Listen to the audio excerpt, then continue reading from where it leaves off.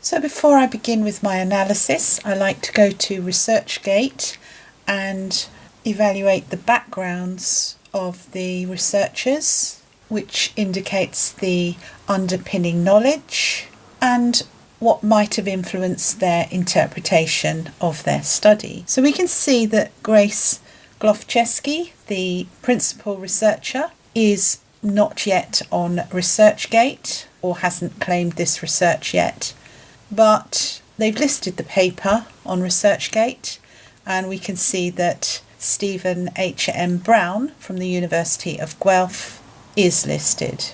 So we can see that he is in the Department of Human Health and Nutritional Sciences. He has a PhD and his current position is Associate Professor. He has an impressive 148 publications with 29,000 reads and more than 3,000 citations.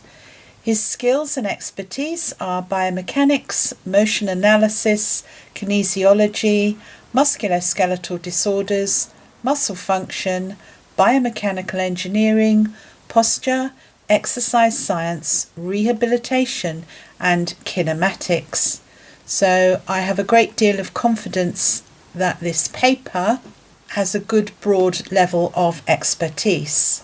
And if we scroll down, I won't scroll through them all, but we can see the papers that Dr. Brown has authored. First, paraspinal muscle pathophysiology, low back pain, and back muscle fatigue for the second one, spine-focused verbal instruction. So I can see that his research area focuses on the spine from the first three papers that I've looked at. I've selected this paper to read because it does relate to riders in terms of superior trunk proprioceptive ability, postural control, and neuromuscular responses to sudden perturbations. And because the authors looked at other athletes compared with the non-athletic population. Abstract. Trunk motor control is essential for athletic performance, and inadequate trunk motor control has been linked to an increased risk of developing low back and lower limb injury in athletes. And as we know, for those equestrians reporting pain, low back pain is the most common site of pain. Research is limited in comparing relationships between trunk neuromuscular control, postural control, and trunk proprioception in athletes from different sporting backgrounds. And because the rider is seated on a moving horse, postural control and stability features very highly in their required skills. They used collegiate level long distance runners and golfers and non-athletic controls. They investigated trunk postural control using a seated balance task, which we can potentially extrapolate to riders. Neuromuscular control in response to sudden trunk loading, perturbations, was measured using EMG and kinematics. Proprioceptive ability was examined using active trunk repositioning tasks.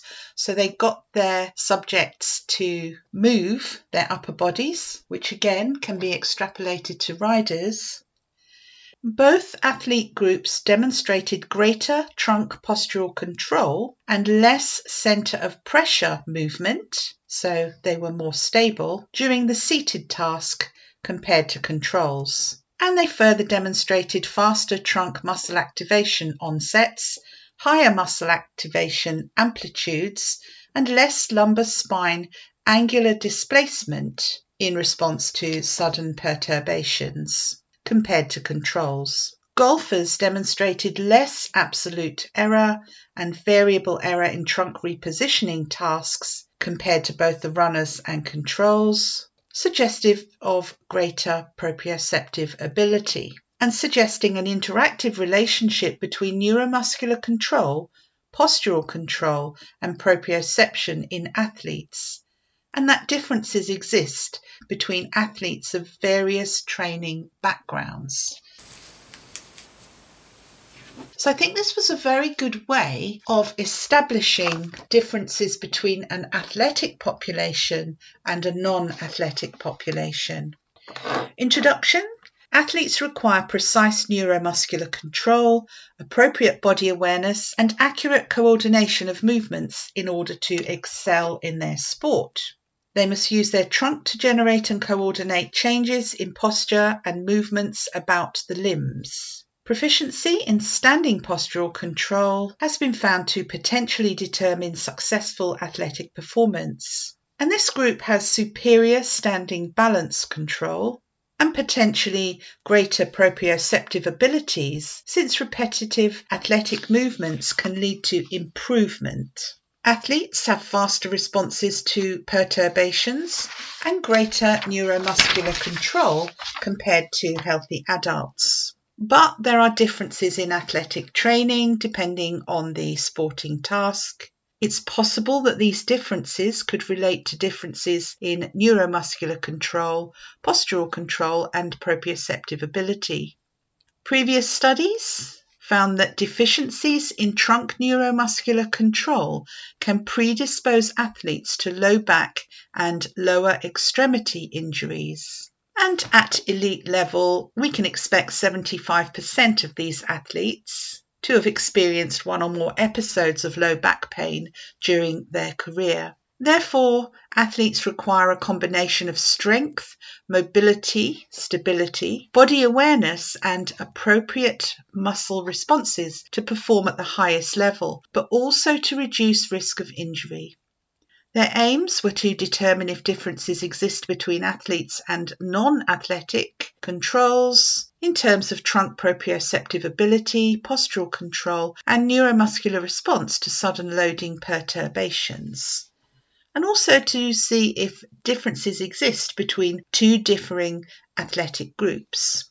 The long-distance runner differs from a golfer, who has to generate a repeatable swing and accurately detect the position of their trunk throughout the swing sequence. And it was hypothesized that athletes would demonstrate greater trunk postural control in a seated balance task compared to controls, and that athletes would demonstrate faster muscle activation onsets, lower muscle activation amplitudes or sway, and less lumbar spine angular displacement in response to sudden trunk loading perturbations. And that golfers in particular, due to their ability to perform a task that requires precise trunk movement patterns, would demonstrate less error in active trunk repositioning compared to runners and controls.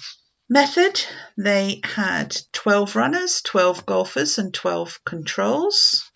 The athletes were members of a college team with a minimum of 7 years' experience in their respective sport, no back pain or related musculoskeletal neurological disorders in their cohorts. First, they measured maximum isometric trunk flexor and extensor strength, then trunk postural control using a balance board placed on the center of a force plate on top of a table. They placed their arms across their chest, and a strap was used to loosely secure the legs below the knees, which again could correspond with riders because of knee blocks in the saddle and stirrups. And they did this to ensure that the limbs would not contribute to the maintenance of trunk balance, but the straps were not tight enough to generate a moment about the lower limbs. They were required to maintain balance in an upright trunk posture for 1 minute.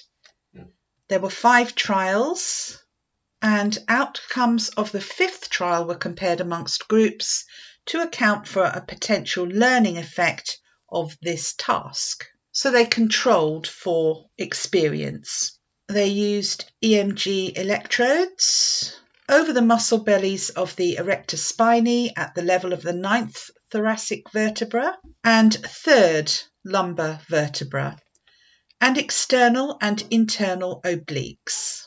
Maximum voluntary isometric contractions were recorded with 2 kinematic rigid bodies placed over the spinous process of the 12th thoracic vertebra the thoracolumbar junction, and the spinous processes of the first sacral vertebra. Active lumbar spine ranges of motion were recorded in flexion, extension, and right and left lateral bend, and axial twist, and instructed to move as far as they felt they were actively able to without inducing any pain or major discomfort.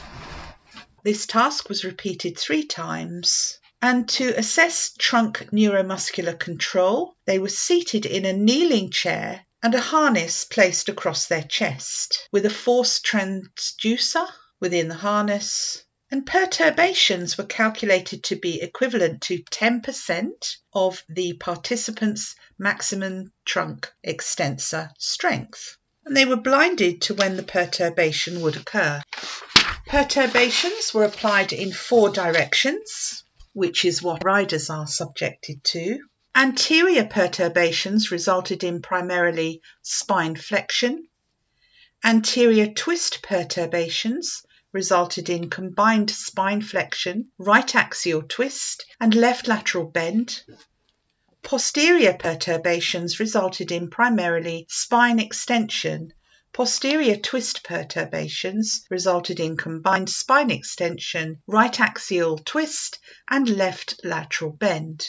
And these were repeated 3 times. And next, the active trunk repositioning tasks were completed in both the sagittal and axial planes. For sagittal plane repositioning, the participant was seated in a kneeling chair in a self-selected neutral upright posture, and the participant had to move to a target angle of 20, 40 and 60 degrees of spinal flexion, which was guided by an experimenter using a manual goniometer. And they held the position for 3 seconds and then continued to full spinal flexion, then returned to the target angle position without feedback from the experimenter, and positions of the kinematic rigid bodies were measured. Target angles were repeated 3 times and completed in a randomized order. Again, another control put in there for practice effect. Then they had to perform the axial repositioning tasks on a rotating stool with the feet not in contact with the floor, but the upper body was secured to a wall using adjustable straps, and the twisting motion conducted by twisting the stool with respect to a fixed upper body. So again, this is more possibility for extrapolating the results to riders, as riding requires fixing of the upper body. And the participant moved in the transverse, which was the axial twist plane, to the right, and only the right, guided by an experimenter, to a target angle of either 20 or 40 degrees, remaining in position for 3 seconds and repeated 3 times in a randomized order. Data analysis. First and last 5 seconds of the trial were omitted from analysis, again to control for large differences in data. And they computed antero-posterior and mediolateral displacement ranges, calculated as the absolute difference between the maximum and minimum displacement. And this displacement and cumulative path length was calculated as the total distance travelled by the centre of pressure. Trunk perturbations, muscle activation onsets greater than 150 milliseconds were excluded as they were classified as voluntary contractions.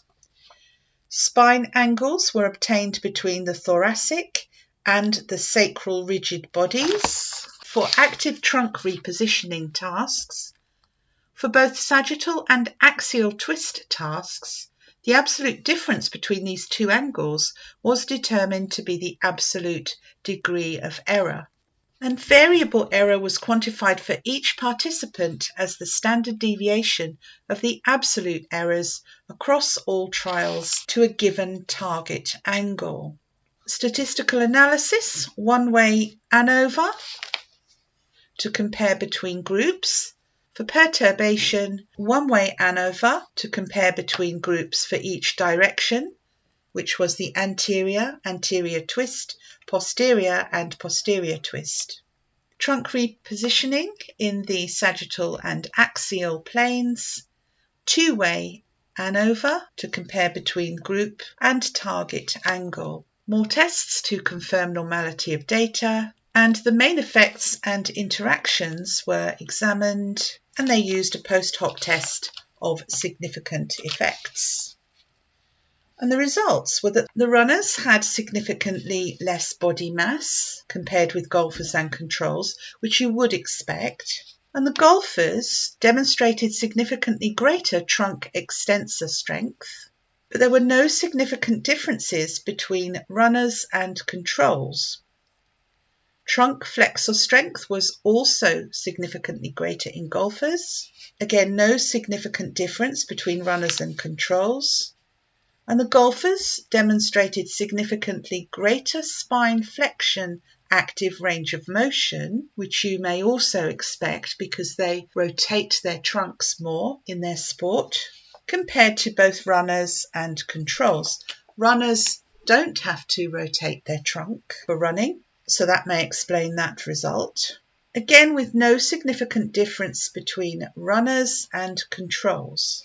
Both golfers and runners demonstrated significantly greater spine extension range of motion compared to controls, and you would expect that also, with no differences between golfers and runners, and no differences in right or left lateral bend or axial twist were observed between groups.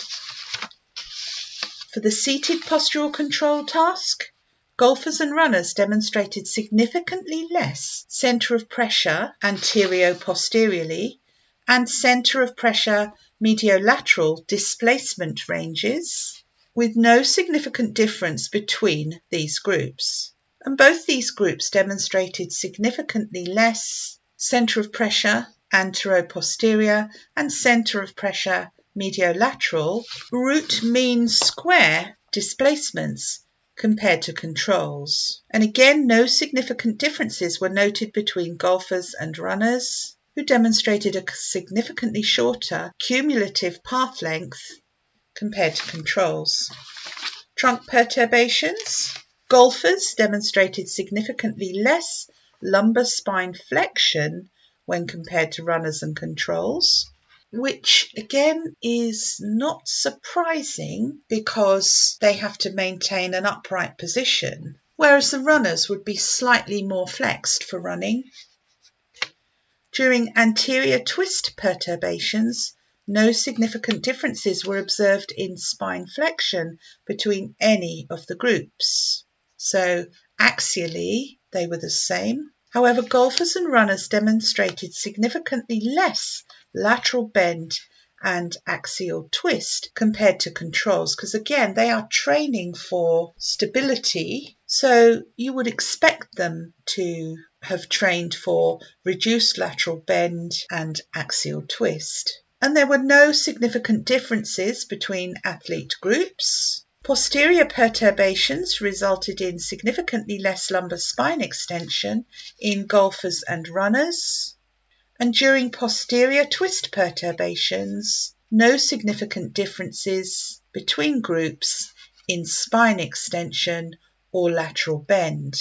Yet golfers and runners demonstrated significantly less axial twist compared to controls. So whilst the golfer has a greater range of motion of twisting, they have to control that twist. So their ability to control the twist was shown in their sudden perturbation task. During the anterior perturbation, golfers demonstrated significantly faster activation onsets, again showing postural control, compared to the right thoracic erector spinae muscles and the left lumbar vertebrae, compared to controls in the right thoracic erector spinae and left lumbar erector spinae muscles. And significantly faster activation of the right lumbar erector spinae compared to runners. Again, postural control here of the trunk featuring highly. And during the anterior twist perturbation, golfers demonstrated significantly faster activation onsets in the erector spinae, right thoracic, right lumbar and left lumbar compared to controls. Runners demonstrated significantly faster activation onsets compared to controls in the right, left thoracic and left lumbar erector spinae muscles.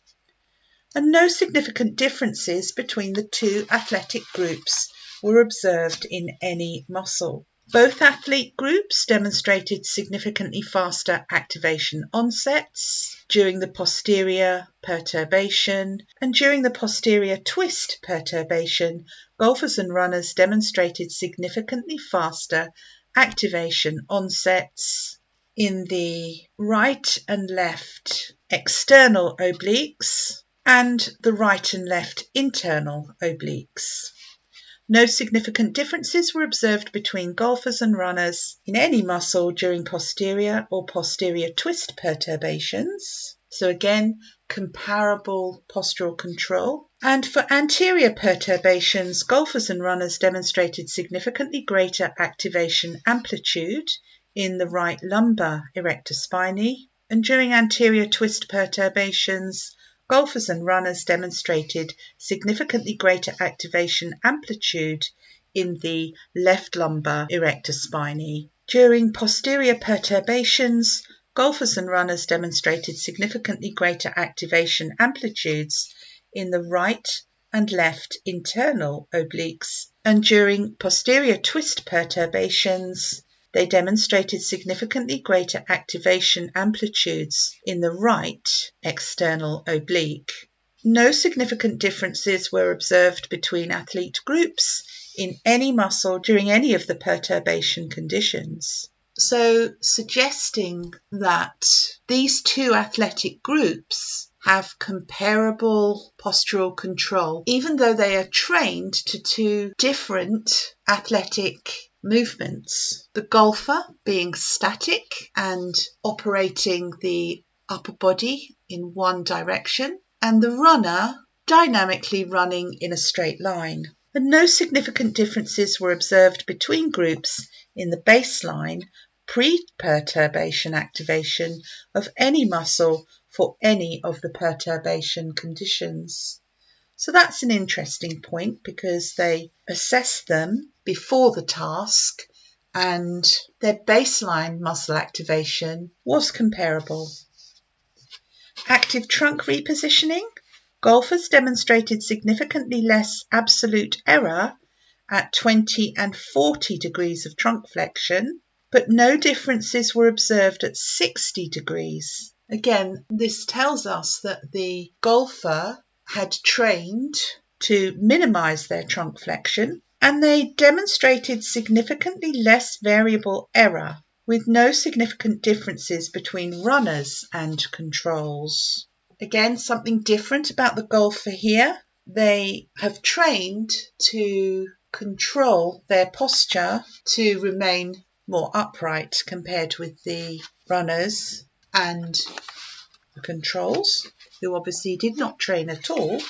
And these are the graphs, the bar charts to show the results. And you can see that there is very little difference between the athletes and a marked difference between the athletes and the controls. And with the axial active trunk repositioning error, we can see in descending order that the golfers displayed the most postural control, although overall this was only about 1.5 to 3.5 degrees, so not by very much, but it was consistent. During axial repositioning, golfers demonstrated significantly less absolute error, which is what the graph shows, and less variable error, again what the graph shows. Discussion. They aimed to determine if differences exist between athletes and non-athletes in terms of trunk, neuromuscular control, postural control, and proprioceptive ability. They used 2 athletic groups, golfers and runners, and examined them for differences. Athletes performed the seated trunk balance task with less movement, suggesting superior postural control. In response to sudden trunk loading perturbations, athletes reacted with faster muscle activation onsets, greater muscle activation amplitudes, and less spine angular displacement, suggesting superior neuromuscular control. Golfers demonstrated less error in active trunk repositioning, because this is what they must do in their activity, and this suggests greater trunk proprioceptive ability. And also consider that the golfer has an extended lever arm movement because they are using a golf club, which represents a weight added to the task of controlling their trunk, whereas the runners and controls do not. So you would expect them to show more trunk control. And this is suggestive of greater trunk proprioceptive ability, which they would need in order to control a golf club and swinging it from above their head across the body. So greater trunk muscle proprioception. And this was suggestive of greater trunk proprioceptive ability. And these findings suggest that an interactive relationship between neuromuscular control, postural control, and proprioception may exist that helps separate athletes from non-athletes, as well as separate athletes from differing training backgrounds, which I think was an ingenious methodology to take 2 very different athletes and apply a range of tasks which show them to be comparable in terms of postural and proprioceptive capabilities. Seated postural control. The seated balance task requires appropriate neuromuscular control and integration of trunk proprioceptive cues in order to maintain trunk balance. Well, yes, this is the same for the rider. Both athlete groups exhibited smaller centre of pressure displacement ranges, again suggesting postural control, root mean square displacements, and cumulative path lengths, suggesting that athletes demonstrated greater postural control. The fact that both athlete groups had smaller displacement values for each of these variables provides compelling evidence of greater trunk postural control. And it should be noted that previous work found that magnitudes of seated balance control variables were positively correlated with body mass and torso length, suggesting that heavier and taller individuals display greater centre of pressure movement in these tasks. But in this study, they did not measure torso length, and the runners had significantly less body mass. So while it appears clear that golfers had superior trunk postural control than the control group, it's possible that golfers could also have been superior to runners and runners similar to controls if body masses were uniform amongst all groups. So they did not control for body mass in their cohort. But they've mentioned the previous work and acknowledged that heavier and taller individuals may perform differently. So in terms of postural control in riders, we should take account of the fact that riders with a longer upper body and heavier may perform differently to shorter, lighter riders. Trunk perturbations. Golfers and runners demonstrated faster muscle activation onsets, and the ability to activate muscles more quickly may explain why both of these groups demonstrated less spine angular displacement in response to the perturbations.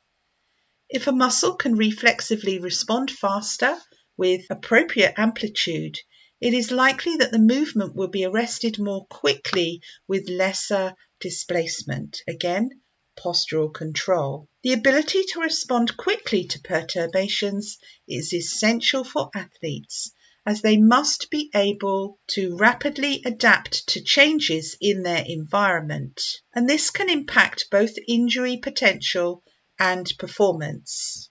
So again, we can apply this to riders. They need to readjust their upper body positions to a point of equilibrium for each perturbation event. And knowing that we have high rider pain prevalence, this needs to be trained for to reduce postural injury potential. Overall, athletes demonstrated greater peak muscle activation amplitudes in response to perturbations, but this difference was small, which I pointed out earlier, and this suggests that the aforementioned difference in spine angular displacement was likely due more to the timing as opposed to the magnitude of activation. Again, postural control. You would expect athletes to be able to control the timing of their muscle activations for the activities they engage in. It was originally hypothesized that athletes would respond to sudden trunk loading perturbations with lower muscle activation amplitudes, so less sway than controls. However, this hypothesis was rejected. Faster muscle activation onsets combined with greater activation amplitudes will best act to arrest the movement of the trunk caused by the perturbation. Therefore, athletes appeared to use this strategy in order to minimize the resulting magnitude of lumbar spine angular displacement. So let's take a look at this again. They originally thought that athletes would respond to perturbations with lower activation amplitudes, but because they were faster, this was their strategy to arrest movement of the trunk caused by the perturbation. So again, this is another point for equestrians and suggests that core muscle activation is key to postural control against the forces of perturbation. This suggests that athletes demonstrated greater neuromuscular control as they are able to respond to perturbations faster and with less spine angular displacement than non-athletes. So faster response time requires greater neuromuscular control, which reduces spine angular displacement. Active trunk repositioning in the sagittal direction from the side. Golfers demonstrated greater proprioceptive ability. During the golf swing, proper position of the trunk in the sagittal plane is essential. And the more often the player can correctly sense this position, the more often the optimal shot can be made. So I'm thinking show jumpers here in particular. Long-distance runners likely do not require precise sense of trunk position. Yeah, because they tend to hold it in position, so static upper body, whereas the golfer is dynamic.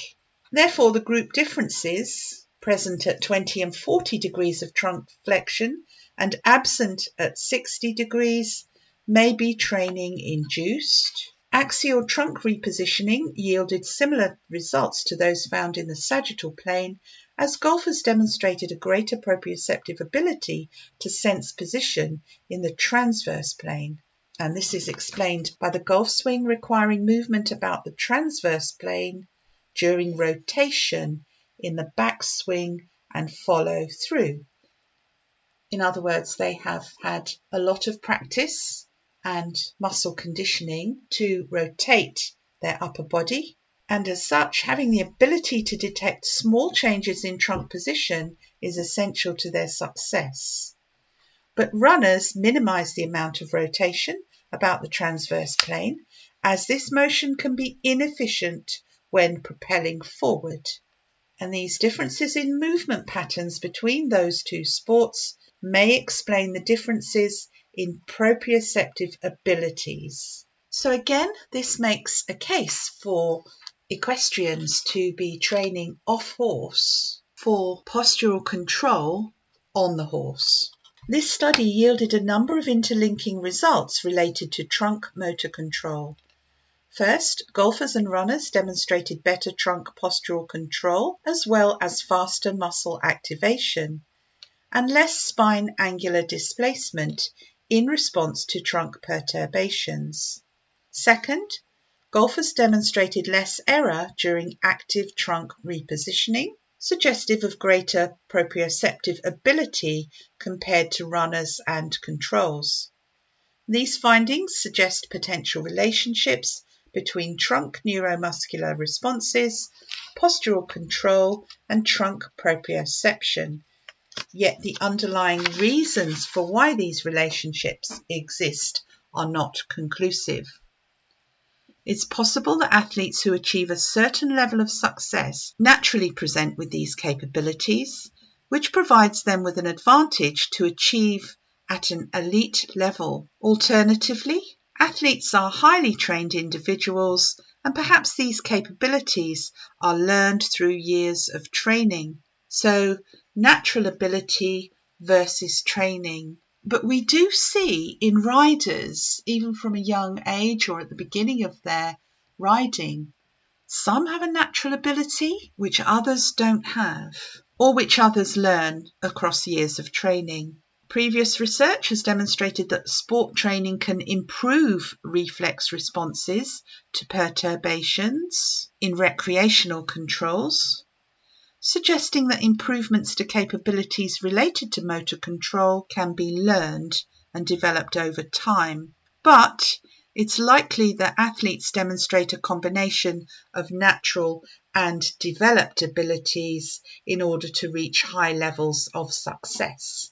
And by natural ability, we know that some body types or some body morphology can give an advantage for a particular activity. Although Usain Bolt comes to mind here, because in theory he's too tall to be an elite level sprinter. So there's other capabilities at play here which perhaps relate more to training than natural ability, and also psychological factors such as motivation. So limitations mentioned here. Their athletic population had differences in training level and expertise, making it difficult to determine at what level of training, if any, the observed differences in trunk motor control begin to plateau. Well, I would say any degree of spinal strain or pain would influence plateau, or if there's no pain or injury, an athlete may plateau when they've reached their full athletic potential.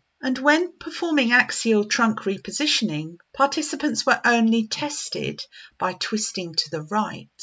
And they would have measured a left twist, but their laboratory camera volume, or number of cameras used, meant that they could not do this. And as golfers are trained at swinging in one direction only, which tends to be to the right for the right-handed dominant players, findings of proprioceptive superiority in golfers may not be applicable to twist in the opposite direction. So they suggest that future work should test whether potential asymmetries in proprioceptive abilities do exist. So yes, for horse riders, this tends to be a symmetrical activity in the main, but they are known to be asymmetrical within their body. So for example, tending to sit or load the left seat bone more compared with the right. Excellent trunk motor control is essential for optimum athletic performance, and deficiencies have been shown to predispose athletes to low back or lower limb injury. High-performing athletes in general push their physical bodies closer to the boundaries of injury potential. And the current work has demonstrated that high-performing athletes possess trunk motor control characteristics potentially inborn or developed through training or a combination thereof, that can both enhance performance and lessen the likelihood of injury under highly demanding conditions. And what jumps to my mind here is that rider pain prevalence studies consistently show high levels of pain in riders, but they're not all in pain. It would be interesting to study those riders not in pain to perhaps establish the predictors of pain.